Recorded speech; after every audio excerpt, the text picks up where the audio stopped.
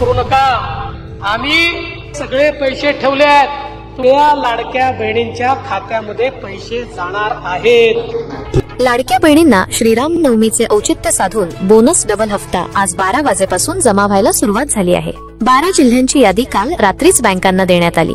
रामनवमीला काही दिवसच उरले असल्यामुळे सरकारने महिलांना दिला आश्चर्याचा धक्का. 10वा हप्ता अधिक रामनवमीचे बंपर गिफ्ट 2100 अधिक 2100 एकूण 4200 रुपये बहिणींच्या खात्यात वर्ग करण्याचे आदेश बँकांना दिलेले आहेत. आता उशीर होणार नाही, कारण अर्जंट पैसे या 12 जिल्ह्यात वितरित करण्याचे आदेशच मुख्यमंत्री देवेंद्र फडणवीस यांनी दिले आहेत. कोणते 12 जिल्हे आहेत लगेच पहा.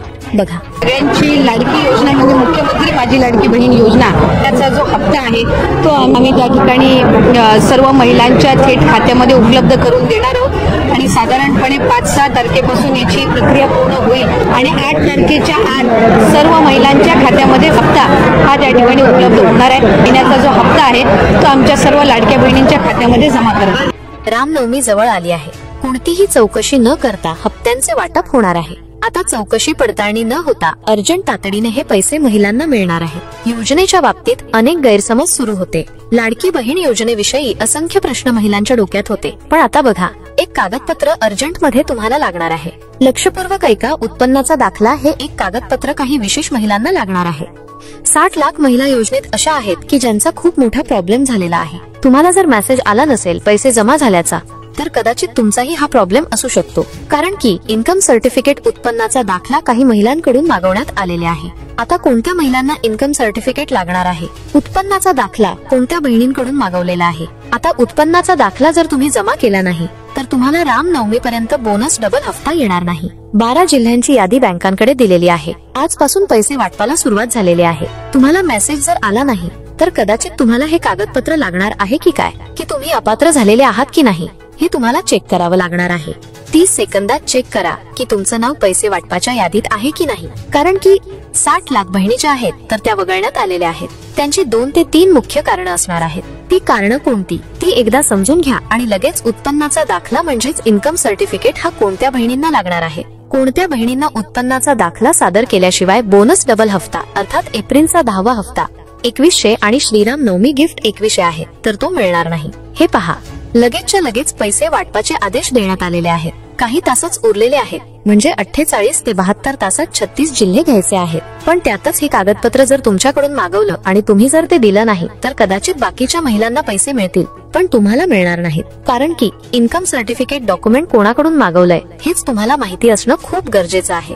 मुख्य मुद्द्याकडे आता आपण येणार आहोत की रेशन कार्ड. बघा, रेशन कार्ड जे आहे अतिशय महत्वाचं कागदपत्र आहे. आता रेशन कार्ड वरून ठरणार आहे की तुम्हाला उत्पन्नाचा दाखला आता अपलोड करावा लागेल की नाही. पहा, अतिशय महत्वपूर्ण माहिती आज व्हिडिओमध्ये आपण देतोय, त्यामुळे व्हिडिओ शेवटच्या सेकंदापर्यंत बघा. कोणत्या 12 जिल्ह्यात काल रात्रीचे जे आहे पैसे वाटपाचे आदेश देण्यात आलेले आहेत. बँकांकडे यादी सुपूर्द आहे. पैशांचा चेक देखील देण्यात आलेला आहे. आज 12 वाजेपासून पैसे खात्यात जमा झाल्याचा मेसेज सुद्धा महिलांना मोबाईलवर येण्यास सुरुवात झाली आहे. कदाचित तुम्हाला पण मेसेज आला असेल. तुम्ही तुमचा मेसेज बॉक्स व्हिडिओ पूर्ण बघितल्यानंतर चेक करा. पुढील 48 ते 72 तासात सर्व पात्र बहिणींना पैसे येणार आहेत. आजचे 12 जिल्हे कुठले असणार आहेत लक्षपूर्वक त्याची लिस्ट आपण समजून घेऊयात.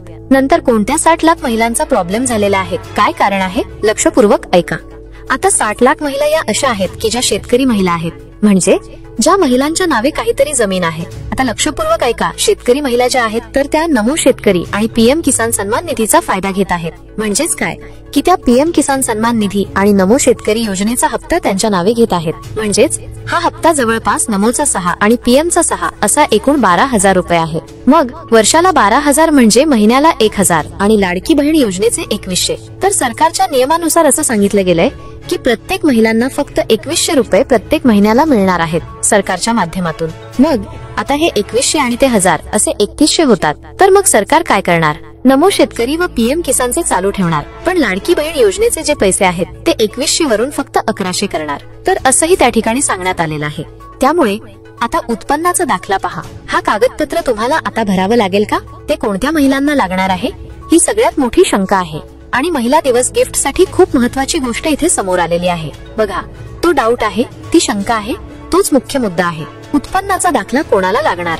खूप मोठा कन्फ्युजन आहे. कोणीही तुम्हाला सांगणार नाही, कारण की याशिवाय 10वा हप्ता येणार नाही.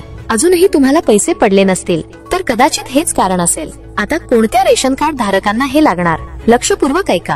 तर बघा, पूर्वी काय सांगितलं होतं हमीपत्रामध्ये, तुम्ही काय काय लिहून दिलं होतं, लक्षपूर्वक ऐका. आता बघा, ज्यांनी ऑनलाईन फॉर्म भरले, ऑफलाईन फॉर्म भरले, काहींनी ऍप वरून भरले, तर त्यांच्यासाठी खूप मोठी अपडेट आली. बघा, आतापर्यंत काय झालंय की 9व्या हप्त्याचं वितरण जे आहे ते स्टॉप करण्यात आलेलं आहे, पण 10व्या हप्त्याचं वितरण सुरू करण्यात आलं आहे. कारण की रामनवमीच्या आधी हे पैसे वाटपाचा आधीच निर्णय झालेला होता, पण पैशाची जी तजवीज आहे ती चालू होती आणि आजपासून टप्प्याटप्प्याने बहिणींच्या खात्यात हफ्ते जमा होणार आहेत.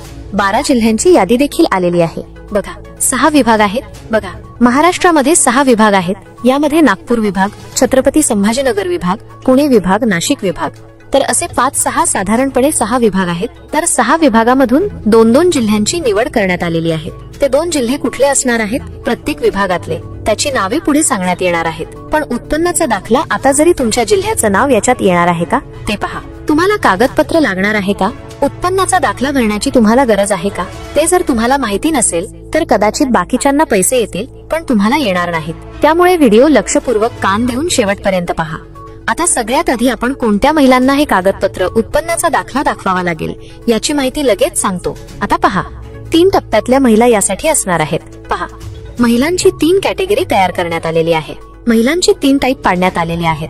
मग कोणते टाईप, की अशा महिला की ज्यांच्याकडे पिवळं रेशन कार्ड आहे, अशा महिला की ज्यांच्याकडे केशरी आहे, आणि अशा महिला की ज्यांच्या कुटुंबाकडे पांढरा रेशन कार्ड आहे.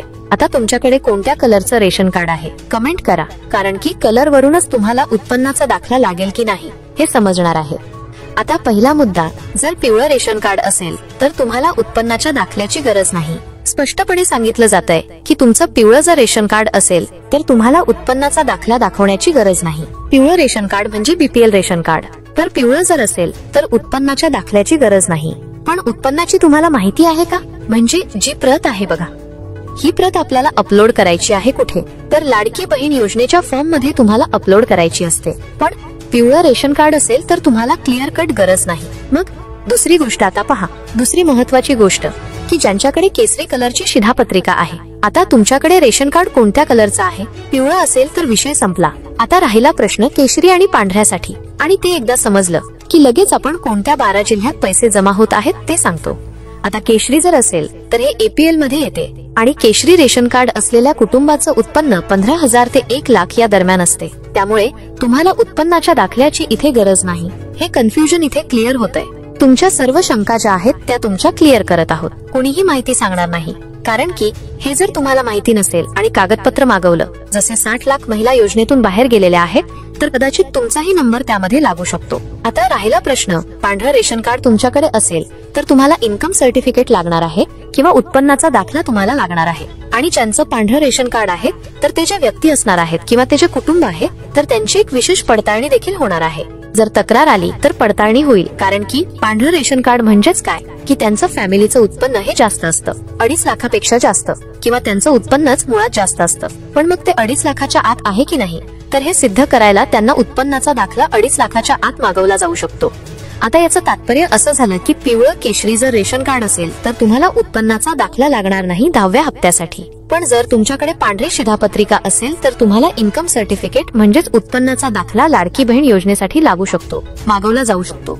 आता पहा, हे तर इथं क्लिअर झालं. आता तुमचं कोणत्या रंगाचं रेशन कार्ड आहे आणि आतापर्यंत किती हप्ते आले कमेंट करा. आता पहा, तुम्ही म्हणाल पहिले तर काही नियम नव्हते. पहा, प्रत्येक वर्षी नियमांमध्ये बदल होत असतो. प्रत्येक वर्षी नवनवे नियम लागू करण्यात येत असतात, आणि त्याच धर्तीवर लाडकी बहीण योजनेसाठी देखील विशेष नियम आहे जो लागू करण्यात आलेला आहे. त्यामुळे तुम्हाला विशेष कागदपत्र, बँक खाते, विशेष गोष्टींची मागणी केली जाऊ शकते. पडताळणी, अटी, शर्ती, निकष लावल्या जाऊ शकतात. तर त्यामुळे तुम्ही व्हिडिओ शेवटपर्यंत पाहत राहायचे असतात. तुम्ही चॅनलला सबस्क्राईब करायचं असतं, कारण की छोट्यातली छोटी, मोठ्यातली मोठी अपडेट लाडकी बहीण योजना संदर्भात आपण आपल्या चॅनलच्या माध्यमातून देत असतो. सबस्क्राईब करायला, लाईक करायला, शेअर करायला पैसे लागत नाहीत, पण ही माहिती देत असताना खूप मेहनत लागते, खूप प्रयत्न करावे लागतात. पण तुमचं एक लाईक आम्हाला कौतुकाची थाप देऊन जातो, मोटिवेशन देऊन जातो, ज्याकरता आम्ही पुढे असेच नवनवीन व्हिडिओ तुमच्यासाठी घेऊन येत जाऊ.